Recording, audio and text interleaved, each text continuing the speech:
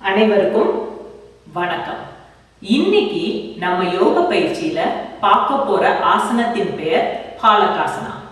இத கும்பகாசனான்னு சொல்லுவாங்க. ஆனா இங்கிலீஷ்ல இதுக்கு பேர் பிளாங்க் போஸ். நம்ம உச்சந்தலையில இருந்து கால் பாதம் வரைக்கும், அதாவது கழுத்து பகுதி, தோல் பகுதி, முதுகுத்தண்டு, கை, கால் எல்லாத்துக்கும் சேர்த்து ஒரே பயிற்சி வேணும்னா இந்த பிளாங்க் போஸ் தான் பண்ணணும். இந்த பிளாங்க் போஸை நம்ம எல்லா வகையான உடற்பயிற்சியிலையும் நம்ம பார்த்துருக்கலாம். ஆனா கை, கால், முதுகுத்தண்டு, கழுத்து பகுதியில ஏதாவது அடிபட்டிருந்தா இதை தயவு செஞ்சு பண்ண வேண்டாம். சரி, இந்த ஆசனம் எப்படி பண்ணுன்ற செயல்முறை விளக்கத்தை இப்ப பார்க்கலாம். இப்படி நேரா நிமிர்ந்து உட்கார்ந்துக்கோங்க. அப்புறம் அப்படியே அதுல இருந்து டேபிள் டாப்புக்கு வாங்க. இந்த நிலைய நல்லா கவனிச்சுக்கோங்க. நம்ம விரல்கள் விரிச்சிருக்கும். அப்பதான் கைகளை ஊன்றி நம்ம நல்லா பேலன்ஸ் பண்ண முடியும். நம்ம தோள்பட்டை கைக்கு மேல இருக்கும். இப்ப கால்களை நீட்டி இடுப்பை மேல தூக்குங்க. முக்கியமானது, மூச்சை எந்த நிலையிலையும் நம்ம தக்க வைக்க கூடாது. கழுத்து பகுதி அப்படியே தலையை தொங்க விடாம நேரா பாருங்க. தோள்பட்டை கைக்கு மேல, முதுகுத்தண்டு மேல வளைஞ்சோ கீழே வளைஞ்சோ இல்லாம நேரா இருக்கு. இந்த நிலையிலேயே 10 கவுண்ட் அப்படியே இருக்கு.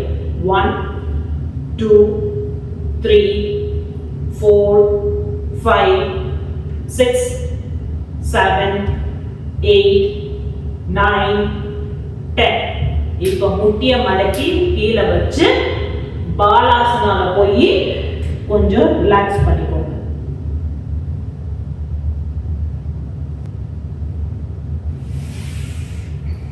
இந்த பிளாங்க் போஸை நம்ம இன்னொரு விதமாகவும் பண்ணலாம்.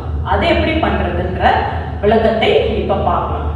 நம்ம கைகளை ஊன்றதுக்கு பதிலா முழங்கைய ஊனணும். இப்ப அதே மாதிரி டேபிள் டாப்புக்கு வந்துக்கோங்க. முழங்கைய கீழே ஊங்க. இப்போ நம்ம தோள்பட்டை முழங்கைக்கு மேல இருக்கு. இப்ப கால்களை நீட்டி மேல இடுப்ப தூக்குங்க. அதே மாதிரி தலையை தொங்க விடக்கூடாது. தோள்பட்டை முழங்கைக்கு மேல இருக்கு. விரல்களை மடிச்சு ஊனிங்கன்னா நல்லா பேலன்ஸ் கிடைக்கும். முதுகு தண்டு மேல நோக்கியோ கீழே வளைஞ்சோ இல்லாம நேரா வைங்க. மூச்சை நல்லா இழுத்து விடுங்க.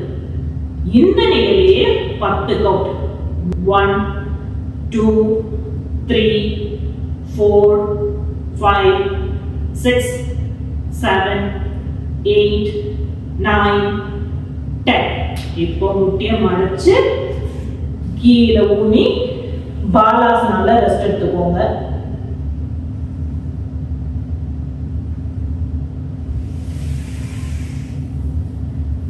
இப்ப ரிலீஸ் பண்ணி நேரா நிமிர்ந்து உட்கார்ந்துக்கோங்க. இந்த ஆசனம் நம்ம கழுத்து பகுதி, தோள்பட்டை, முதுகுத்தண்டு, கை, கால், வயிறு பகுதி எல்லாத்தையும் வலுப்பெறதுக்கு ரொம்ப உதவியா இருக்கும். தொப்பையெல்லாம் இருந்தா தினமும் பண்ணீங்கன்னா தொப்பையெல்லாம் கரைஞ்சு காணாம போயிடும். நம்ம உடல் சக்தியை அதிகரிக்கும் ஆசனம் இது. நன்றி, வணக்கம்.